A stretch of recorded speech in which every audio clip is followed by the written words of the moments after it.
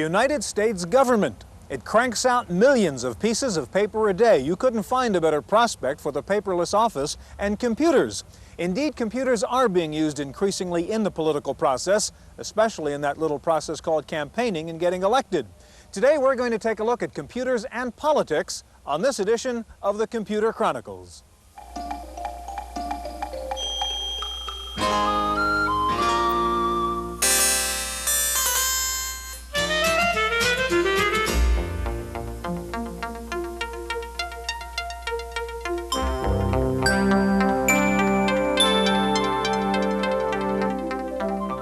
The Computer Chronicles is made possible in part by AFIPS, the American Federation of Information Processing Societies. AFIPS, along with these constituent societies, brings you the National Computer Conference, NCC 86, offering a showcase of advanced technology and the industry's foremost professional program.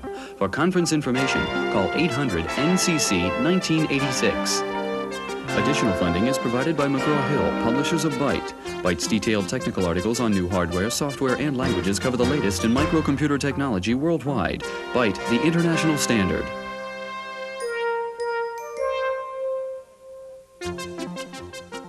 Welcome to the Computer Chronicles. I'm Stuart Chaffee, and this is Gary Kildall.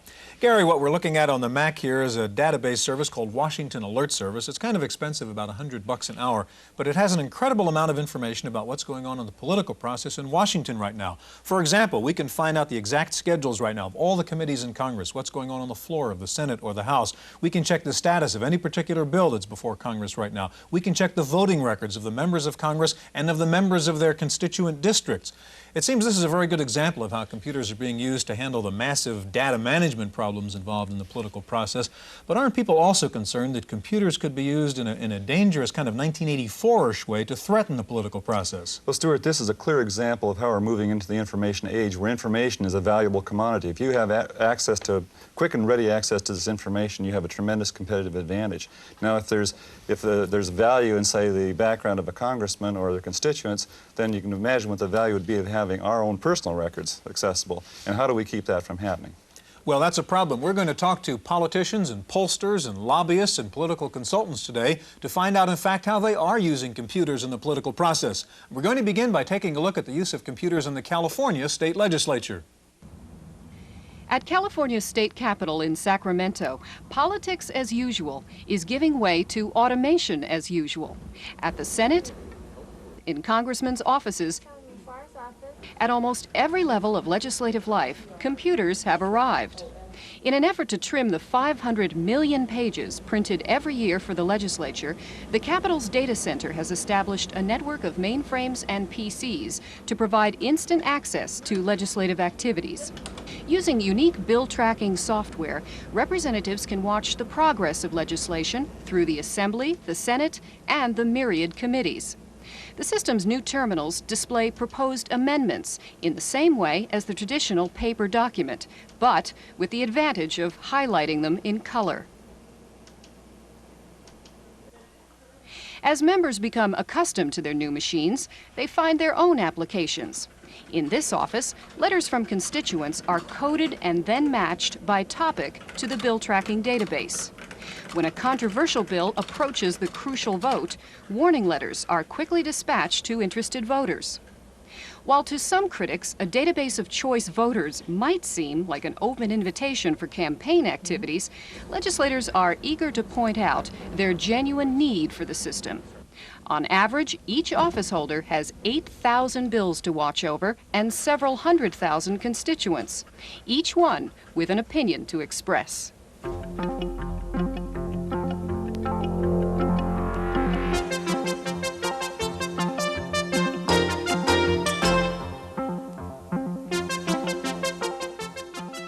Joining us now in the studio is Roger Lee. Roger is president of Capital Data Communications.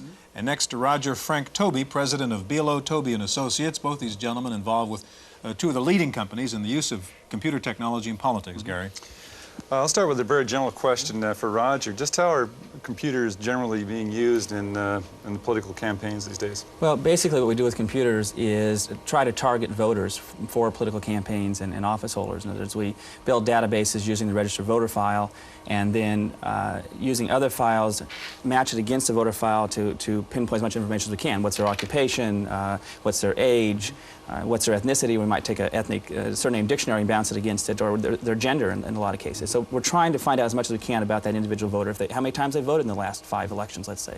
So it's basically a database problem, trying to figure out what the target audience is and so forth, collecting all that information. Frank, is that basically the same kind of thing that you're doing? That's the beginning. Mm-hmm. The beginning is to develop a database that you can give the strategist to a campaign the different segments that make up his district.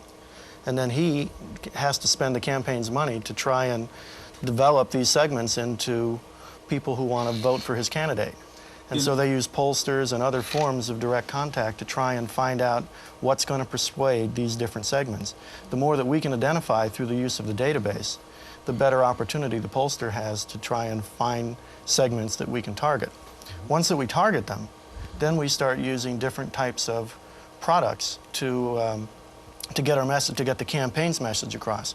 We use direct mail, we use door-to-door canvassing, we use phones. You know, there's a lot of campaign products. So really, to be competitive in, let's say, in a political campaign right now, you really have to have that information. Is that sort of the way it's? Oh, definitely. Yeah, absolutely. I think all politicians know they need it. Is that right? Yeah. Frank, it sounds like a kind of inverse, if not perverse, process in a way, where you're saying that the candidate may, in a sense, be transparent. You simply go out and find what the constituent wants, and then that's what the candidate becomes. Not exactly. What you do is you find out the components that make up his district, and then you try and find out the way that the candidate can address each of the different segments within his district.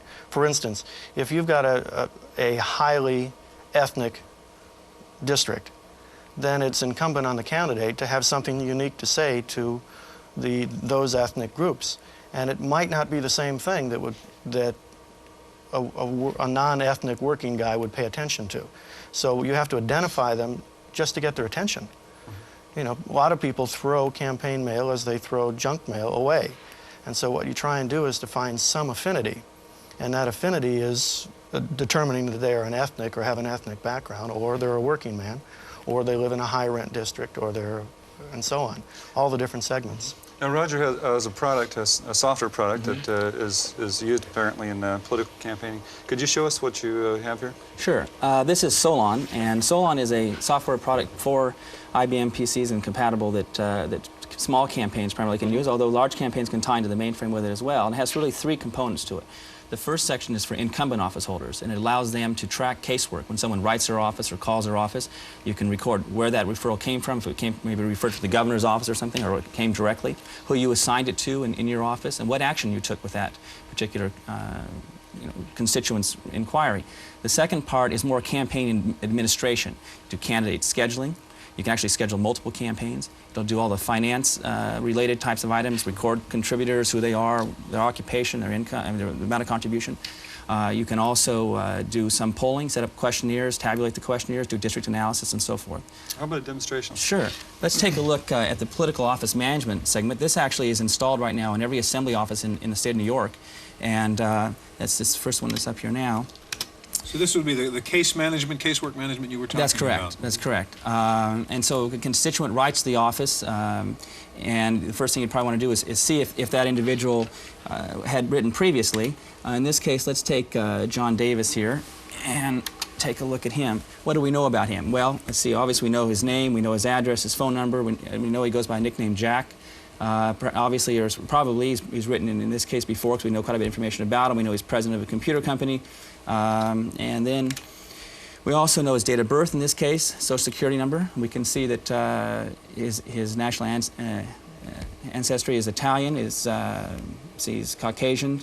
Where do you get all this information? Well, it just depends. Now, in a case of someone writing the office or having correspondence with the office, you may pick it up from information that they provide to you. In the case of voters, we get it from a variety of sources. We may get DMV lists if they're available to us. We may take tax assessor lists to see who owns property, who rents, what type of property it is. So it comes from a variety of sources. And what is your feeling about, this is obviously an issue that everybody concerns themselves with, and that's access to what people consider their own private information. How do you feel about that? Well, this question really, I'll start with Roger. Well, all the lists that we take are basically public information. They are public information, and we match them against the file, as I said, to make the message that our clients are sending to the voters more relevant to the recipient. We're not prying into anything that's either not public or is in any way secret, I don't think. Frank, how important is this stuff? I mean, is it possible now that candidate A beats candidate B because he had better software? We have found, and there's been some studies made, that campaign tactics account for perhaps as much as 2 or 3% of a vote. Now, most people win by 5% of the vote. So 50% of the campaigns doesn't have that much of an effect. But the other 50% has one heck of an effect. And so if you have products that really get people's attention, and using techniques like this to just find that extra group of people who will give you that attention, then yes, you can have an actual effect on an election. Now, Frank, I understand your database, work that you've done with your database is pretty much nationwide. Is that true? We have 90 million voters that we retain, principally in the database, principally Democratic. Gentlemen, we've got to take a break. Thank you very much. We're going to go to Washington in just a minute and see how a congressman uses a computer in his office. First of all, we'll take a look at political polling and see how computers affect political pollsters. Wendy Woods has that report.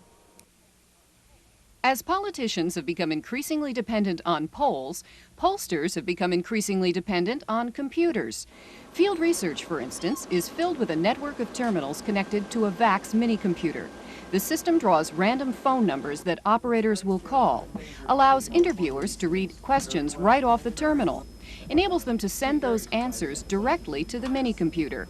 The analysts can then look at the data in a number of ways and compile their reports. We can turn things around much faster now. When we get the data, it's a matter of 2 or 3 days. When we can have tables, before it was probably a week to 10 days, something like that. In fact, now with the CRT interviewing, we can turn a study around the minute the interviewing is complete.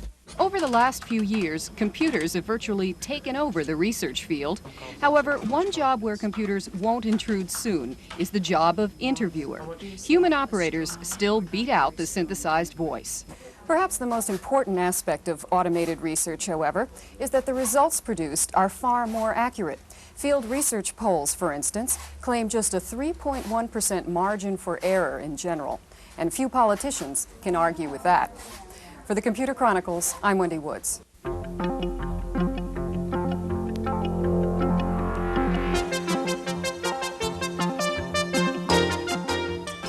So you used computers and got yourself elected. Next thing you know, you're a congressman here in Washington. What do you do next? Well, in the sports vernacular, you go with the guys, or in this case, the machines, that got you there. In Congressman Bob Carr's case, that means computers. If you look around his office, you'll find 4 typewriters, 7 people, and 10 computers. Congressman Carr is one of only 3 members of the House who has his own computer system, IBM PCs, and an Ethernet network. Congressman Carr says computers have revolutionized the way his staff works. We don't have any secretaries in this office as such. We require, when I hire a person, that they have some computer friendliness, that it's even better if they have some computer training. As a result of that and the requirement that they be able to type, and they type their own letters, there's no one in this office who asks someone else to do essentially their job for them. They have a computer, it's available, they use it. Congressman Carr uses computers not only to run his office in Washington, but also to get elected back in his district in Michigan. And he thinks better computer systems can make a difference. I've tried to put into my organization, both on the official side in Congress and in the campaign, people who are computer smart. And I believe, generally speaking, when it comes to the campaign, we've generally run circles around the opposition. They've made their effort, they've gone down to Radio Shack or wherever and bought their computer and started out from scratch. But we've tried to institutionalize that knowledge and that learning and I think we start way ahead. Congressman Ed Zschau represents the Silicon Valley area of California, so you'd figure he'd use computers, and he does, particularly to handle mailings to voters.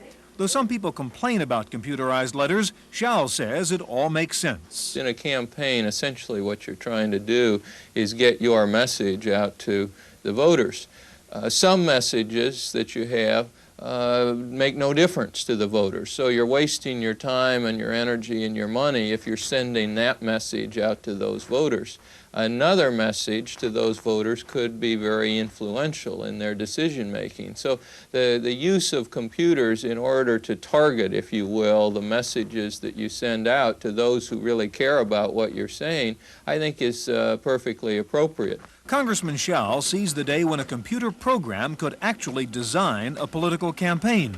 I could envision models, computer models, of exactly how to win a campaign based on first your polling data, your historical data, taking that all together in order to form the kind of campaign strategy and themes that will appeal to enough people to get you 50% plus one. But both the congressmen we talked to sent out warnings about carrying computers in politics too far. You always have to keep the technology in its appropriate place. Computers can help you assimilate and cross-tabulate vast amounts of data on what people are thinking, and importantly, who, as a profile, are having those thoughts. You still can't computerize the human element. Stuart, we now have proof positive the computers are user-friendly. Got a politician using one. Even politicians can use them. You're not saying anything I'm just negative kidding. about politicians. I'd like to introduce now another Gary Chapman, who has joined us. Gary Chapman is Executive Director of Computer Professionals for Social Responsibility, and with us again is Frank Tobe. Gary, we'll get to you in just a minute. Frank, first of all, let's take a look at the result of some of the database searches. What kind of materials are actually produced? Well, here's a really interesting one that addressed a particular problem in an Arizona campaign. The pollsters found that senior citizens were going to have the most impact on this health care issue, and yet they were paying the least attention to it. So the campaigner decided that he would design a product, and this looks like a handwritten letter, but it really isn't. It's a mass mailing done in 175,000 quantity, and it looks like it, and it draws people's attentions, and it's addressed only to senior citizens, and it's got something like 1,500 variations on it. But what it did is it took the senior citizens and made them read it, because it's such an unusual piece. It looks like a handwritten what's letter. Inside? Inside is a totally personalized letter. Which is not really personal. Which is not personal. I mean, it is personalized on the computer. But written by a computer. But it is lasered. In script. In script on a computer with a matching from the desk of that tells the particular issues that we would like the candidate to vote on. Was this a successful campaign? Yes. In fact, this particular piece had so much impact that there were 20 people whose names were used to write the letters. We had their approval to use it. These people received a little over 14,000 telephone calls. And their telephone numbers are not on here. Telephoning was not requested. So, I mean, this is a huge impact. Right. Now, this immediately leads to ethical questions, and this gets to the question I'm going to talk to you, Gary, about. We have, 90 million names now that you've created a database that has apparently all sorts of material about background, ethical backgrounds, ethnic background, and so forth. What do you feel about ethics of this? Well, first of all, I don't want to malign Frank and suggest that he's doing anything unethical, but I think as a social question, this is something that we have to have some sort of public debate about. The idea of actually targeting particular constituencies to address a single issue that they might be concerned about is something that is somewhat disturbing. I think that computers have played a large role in the rise of one-issue politics, where people are actually voted into office on their stand on one particular issue, and that is a disturbing trend in contemporary politics. And what about the gathering of the information? Now, we heard that it comes from DMV, for example, Department of Motor Vehicles. Some of that information I might consider myself to be, well, sort of private. Now, what about that kind of information? You think that's well, I something think that there's there's quite a bit of confusion about that particular issue, about what kind of information should be private and what should be public and so on. Obviously, there's some things in tax assessor information and so on that should be public. There's some information in your driver's license database that might not be made public if you had your preferences. What disturbs us about it is that these are things that are collected basically for some particular purpose that the person has agreed to supply that information for, and then it's been used for another purpose which they have absolutely not given their consent to. Frank, how do you and the companies you work with deal with that particular issue? Well, there's about 3 levels of dealing with it. First of all, it's a serious problem, because by identifying senior citizens, in this example, I could use it, a campaign could misuse it just as well as properly use it. We needed to get to senior citizens' attention, so this was a way to target them. We did it by matching the voter file against the driver's license file, which was available in Arizona, and that gave us their date of birth. So we were able to identify this group of people. But you could also misuse it. You could write a message to people who weren't senior citizens saying it's time to cut out Social Security. And you could write a contradictory message to the seniors saying, I'm all for Social Security. Or in fact, if it was used by someone entirely, not even, just say get the database and use it for a purpose of trying to get a contribution to a fund that doesn't even exist. Well, there are rules. This gets back to, I think, Gary's question about the misuse of database. How do you take care of the problem of misuse of the database? Well, there are a couple of basic rules. One is that voter files can only be used for campaign or governmental purposes. So they cannot be used to sell insurance. They can't be used for any commercial purpose whatsoever. That's why my business is 100% political. We can't use the lists for anything else. But that list has value, though, right? The list has value, and if it has value, it could be stolen. We have very serious security just for that purpose, because they do have value. So we try and protect it so that it won't be stolen. And even if it was stolen, it wouldn't have any meaning. But there is no mechanism, no formal mechanism in place that really makes that protection happen, though. That's correct. Gary, we have just about a minute left, and one other issue, the question of using computers now in the actual voting process and the tallying of votes. Some people have expressed concern about centralizing the possible tampering point. Does that bother you? Yes, that's a serious concern, and there's actually several court cases going on in the United States now concerning computer voting, where a particular computer program has been accused of being very, very susceptible to fraud and manipulation, yes. In what way? Well, in this particular case, it uses data punch cards, and those data punch cards can either be added to the stack of legitimate votes, or new data punch cards can be put in that actually change the software code that tallies the votes in the first place.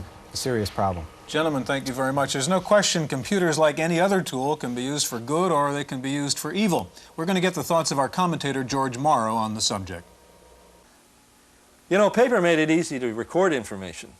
The printing press made it easy to duplicate information, and the computer makes it easy to manipulate information.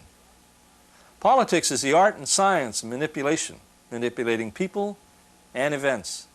So you can expect that the computer and the politician are going to go hand in glove.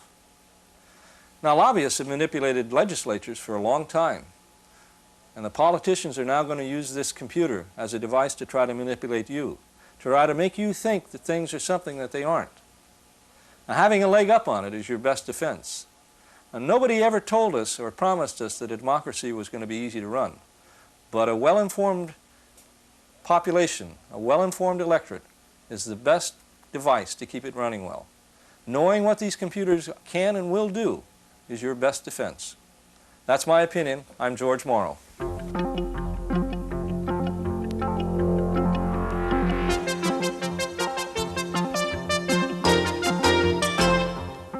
In the Random Access file this week, the Spring COMDEC show in Atlanta is now over. No major news there. About 50,000 attended, including some 700 exhibitors. IBM had the biggest presence with an elaborate IBM theater and a multimedia IBM totem pole. IBM was pushing the theme of connectivity among Big Blue products. The major no-shows were Apple and Microsoft.